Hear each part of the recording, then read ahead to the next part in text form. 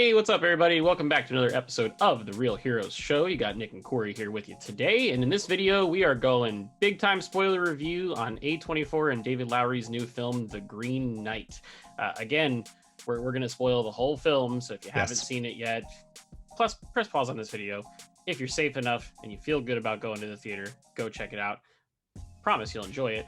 Come back and see us, and then you can get all the juicy details. Nick, it is Monday. We're on our lunch break. How are you today, sir? I'm doing well. The days are going by pretty quick so far. A lot of exciting content that we've been reviewing and talking about, and There's so much, especially this week alone. So it's exciting. So I'm ready to hit the grindstone with this. Yeah, man. So this was a film that it was supposed to come out last year. Yep. The universe had different other plans, opinions on that, which we'll talk about a little later on, but it actually ended up being for the betterment of the film, as it turns out, which is kind of cool. So this film is a Arthurian tale. It is based off of a 14th century poem, and the gist of it is, I'm going to mispronounce his name every single time. It's Gawain, Garwin. Every character in the film says it. Gawain. I'm going with Gawain. I think that's the one they say the most in the film. So Gawain is King Arthur's nephew, and he's kind of he's slumming it. Doesn't have much of a life. Hangs out with the lower class folks. One Christmas, King Arthur invites him to sit by his side, which they've never done before. King Arthur says to him, "Tell me a story about you," and he says, "I have none." While they're having their Christmas dinner, the door opens. There's this very loud individual that is half man, half tree, kind of looks like an armored up Groot from Guardians of the Galaxy. Yeah. He's known as the Green Knight, and he offers to play a game, and that game is anyone in attendance at this meal can do their best and try to strike him with the best blow that they've got, in the exchange that 1 year later they get to go out to his home, which is the Green Chapel, and he gets to return the favor. So Gawain, who is newly confident because of the fact that King Arthur has asked him to sit at his side for dinner on Christmas, jumps up, grabs the axe, lops the Green Knight's head off. Everyone is shocked, but then the Green Knight stands up, picks up his head, says 1 year, and rides away laughing. And then the rest of this film is the year in between and the journey out to the Green Chapel for Gawain to have his comeuppance and have the Green Knight return the favor. So, Nick, what did you like about this film, dislike about this film? Lay it all out there. Man. If you don't like spoilers, fuck you, spoilers are coming, it's happening. Let's do it. Yeah, there's I went into this movie with a certain expectation, but at the same time, I've not read the poem, and I only knew a tidbit of information about this prior to. So a lot of what we get from this film is very unexpected, but at the same time, it's definitely one of those movies that makes you think. There's a bit of existentialism in this. There's romance. There's dealing with your choices. There's courage. There's bravery. There's there's maturity. There's you can't run from your past to a certain extent. I thought there might be some action. There's not a lot of action in this, and that's completely okay. I think that's one of the misconceptions about this, and I kind of like the fact that there wasn't a lot of action, and this was just a story being told. I think another thing for me personally why I like this movie so much is because I do have a degree in English, so I've read my fair share of literature. I've studied the likes of Tolkien. In my college days, digging through like the Silmarillion and some of his other works, and plenty of other literature that I'm not going to name right now. But at the same time, you going back to the 14th century and having to have this come into fruition in the 21st century, it's crazy. In this adaptation that we get, I'm sure you'll touch base on this as well, because we both agreed that the cinematography in this movie is absolutely breathtaking, and it's beautiful. The dark tones, just you felt like you're in this sort of atmosphere of it just being dark, because they didn't have light back then. The only thing they had for light were candles and flames and torches, and that's it. So you just almost felt like I was in this cold, like dank castle to a certain extent. I really liked the play between Arthur and Gawain. The conversation that they had in the beginning, but just the journey, that he has to go through, even after kind of being this renowned figure, and the kind of, again, like the stories get told about him, this is Gawain, he slayed the Green Knight and just chopped off his head, and then you kind of see how the stories get exaggerated and changed, because it's like, that's not what exactly happened, because we saw it happen, but that's fine. And he's got his own romance, just like the sheer journey again that he has to go through up until the end. And I have to say that the last act, the third act, the last part of this movie itself, threw me for a loop. Totally. Because I was like, wait, holy shit, that didn't happen? Yeah. Holy crap. And you think, he says, is this it? And the Green Knight says, well, what else would there be? Mm-hmm. And again, that's something that makes you really think about it. Because he just played out his entire life in, I guess maybe what to him could have been mere seconds, as he was waiting to, for approval from the Green Knight to kind of let him be for a moment. And I mean, just he goes through the journey home. That wasn't real. Yep. Even though it came up in title card text, title card. Yeah. Yep. And it's between that. It's between being accepted. Seeing his uncle, Arthur, being handed to king. Getting having a child, and then that child dies in war. They also rip that child away from his mother, right? Which she's lower class, right? Right, according to their structure. Yeah, she's crawling on the floor, because they take her son away from her. Mm-hmm. He remarries a higher higher queen, higher power, or whatever, and is just kind of staring at the ceiling as he's growing old and realizing well, now someone is pounding on the door. And I know there's a lot of metaphors and a lot of analogies mm-hmm. that are through that entire sequence, which I think if we really broke it down in this, we'd be talking for a long time. But that's a good conversation to have in the comment section. Yes. But I'd say at the very end, when the doors are, breaking in, and the castle he's in seemingly crumbles, he's just there alone. It's very much this is the door is pounding on him in that moment as to what to do, to be ready, to be brave, to honor the game that he has taken up with the Green Knight, as the Green Knight is the one knocking on the door to, behead him. And that's the end. He's alone there in the Green Chapel. And then, he seemingly throws off the green sash, and which I thought that was pretty interesting. And then he's like, all right, now off with your head. And then cut. And of course, we get the ambiguous ending. So we don't really know if the Green Knight did cut his head off, which I think, and you can correct me if I'm wrong, but I think in the poem he doesn't. And it's like a test for Gawain, and he just kind of gets a nick on the forehead or something like that.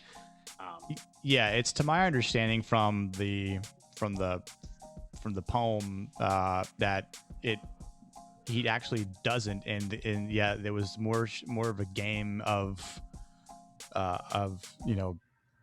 can you enter in this I don't want to quite say a relationship, but just this to show courage, right? Right. And you kind of go through this dream sequence, essentially this thought sequence where he doesn't, you know, and it's like, it's okay to wear the shame on your shoulders. And it's like, but that's not what a knight does. That's not what a knight is. And so he finally is ready. And then, I mean, I love the ambiguity to it too. Oh yeah, it was great. And it holds on that title card that says the Green Knight carved into the tree stump, which is hilarious, because if his head got cut off, it would basically be a stump, right?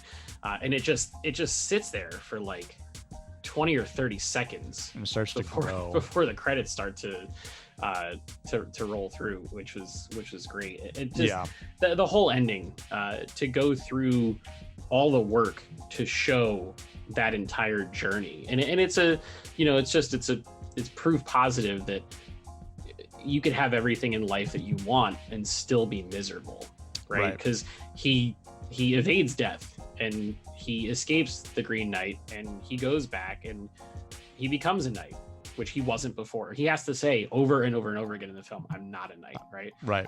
He becomes one, which is great. And then he becomes the king, which should be great. And then he's got a family and kids, which should be great. But then it all turns into tragedy, and he's essentially like a reviled king. Like, none of his people care for him. He's just alone, getting old by himself, with a wife or a lady, however they describe it, that there's no actual connection there with, because it's essentially an arranged marriage. He's got somebody who he did love that sees him in the crowd later on and just looks at him with pure disgust because they ripped the child away, like all of that stuff. And to just see that and go through with that, and then he realizes that's the life that I'd set myself up for if I ran.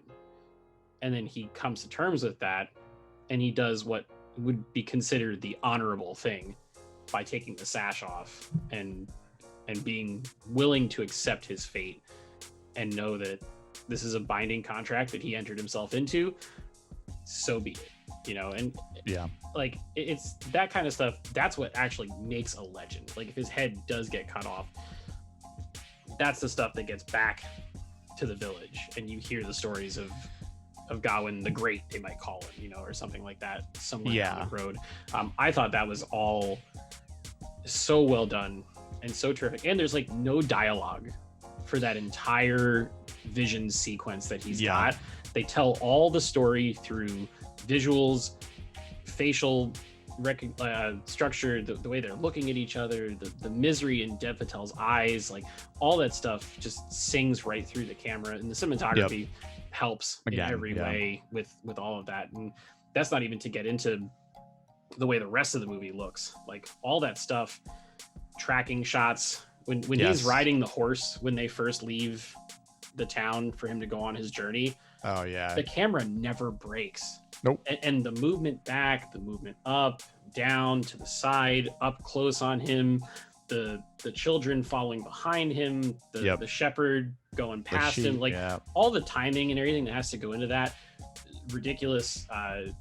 The landscapes in Ireland where they shot, the compositions are just incredible. The mist, I don't know if the mist was VFX or if they actually shot it like that, but it was so convincing. And the way that the characters worked in and out of that, it was almost like the whole thing was like a giant dream, right? Like a fever dream of sorts. And it was. To me, the fact that they made that movie for $16.5 million is incredible, because it's proof positive that you can go out and find the most beautiful places on earth.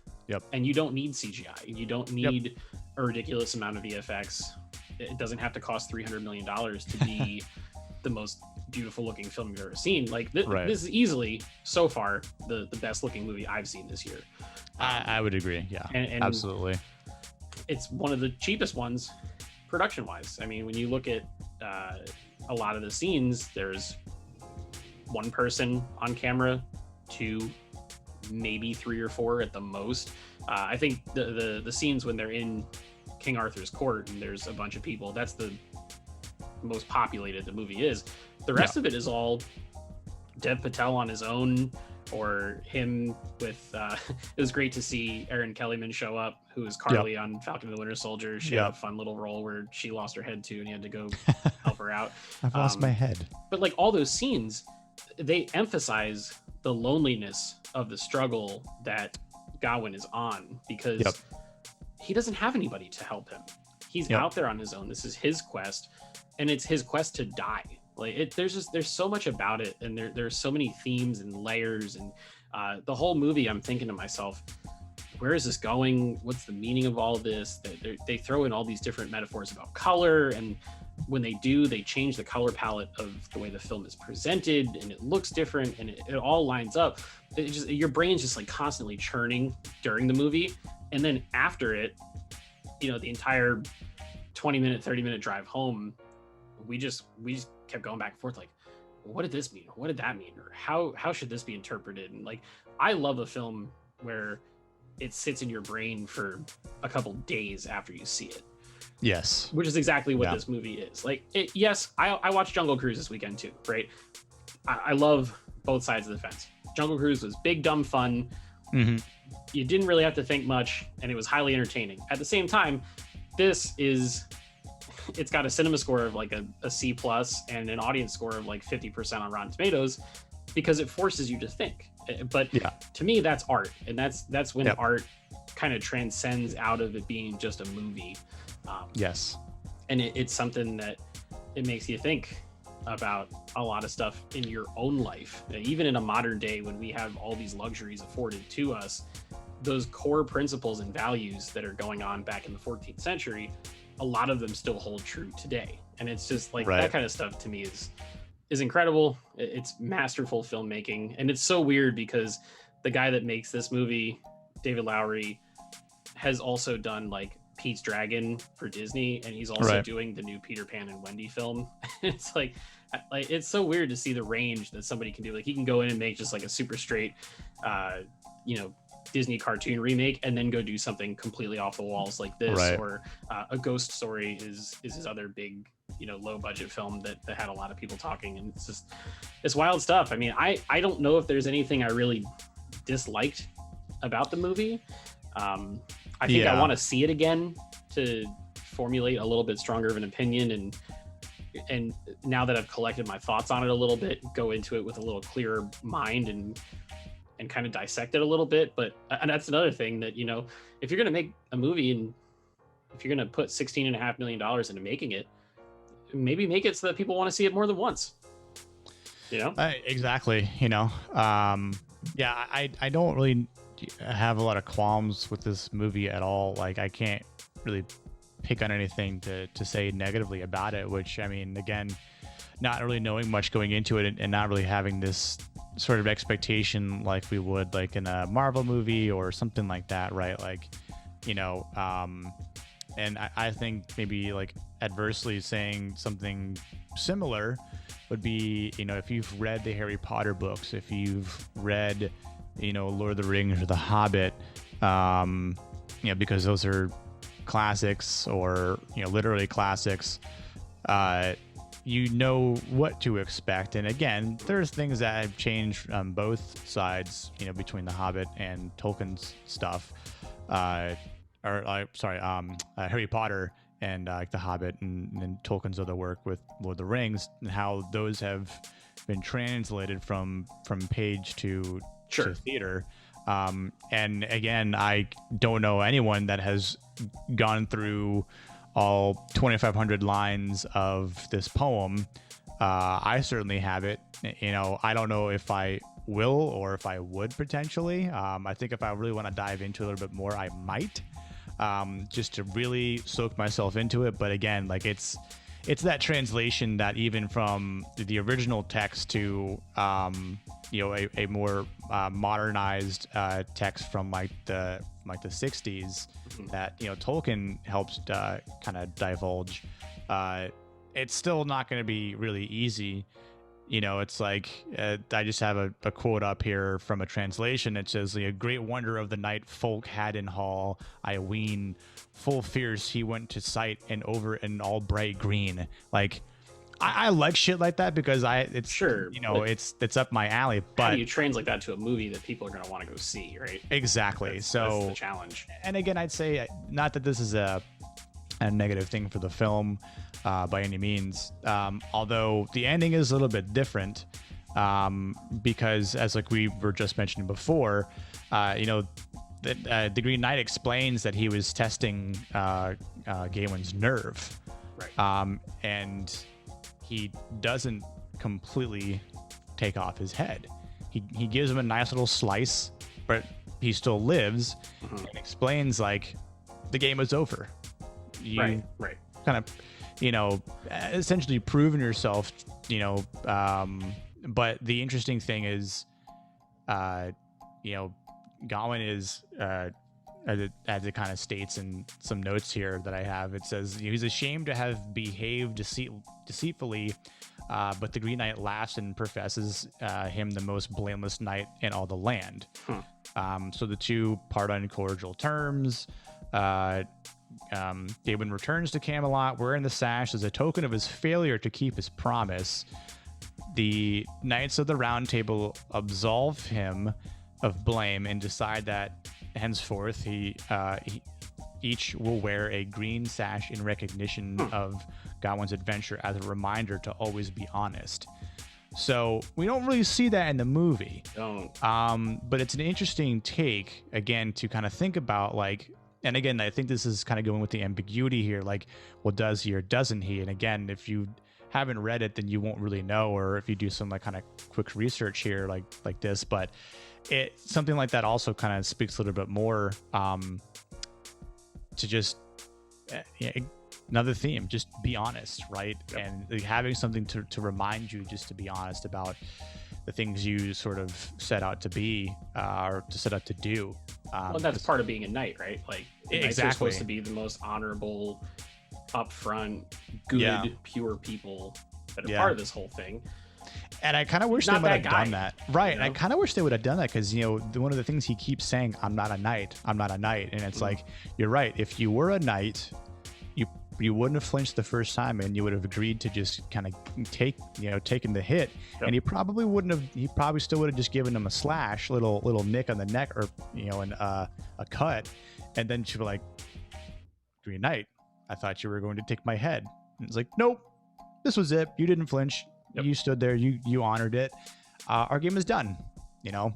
And that's that. So a very weird game to say nonetheless. I don't know. Sure is, man. If anyone in the right mind would have really kind of done that. I get the whole, you know, brave and courageous thing as a knight to do.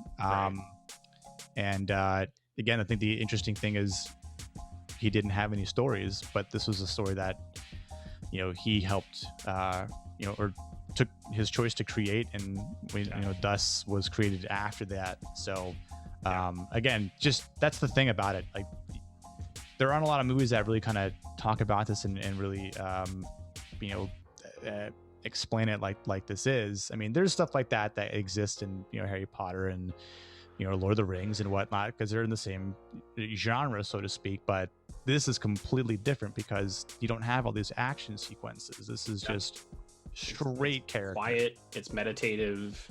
It's existential. Yes. It's a character study more than anything else, and it is backed by some great performances from the secondary characters too. Absolutely.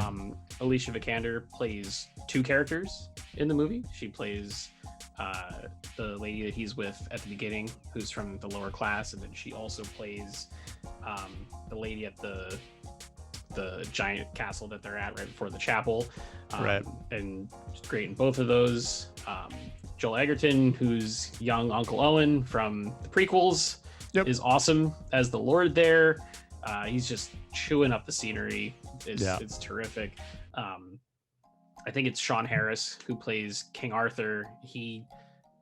he's like a noble King Arthur, but you can tell that he's sick and like that he's dying. It's just there's some really good stuff in there. Just across the board. Barry Keoghan, who's the guy that stole his horse and everything out in the field at the beginning.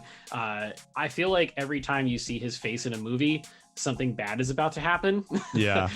Which is great because he's in the Eternals movie that comes out later this year, and I have a feeling he's going to be the Eternal that like kind of screws it up. And makes it all go downhill. So I made a deal with this guy named Kang. Sorry, he's been time hopping. He told me I can go to the future, man.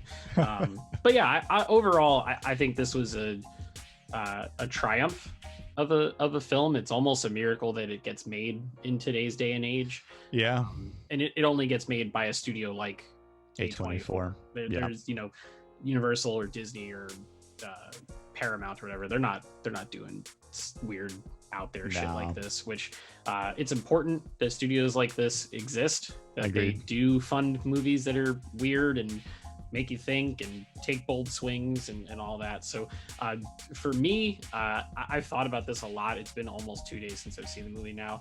I'm gonna give it a solid 9 out of 10.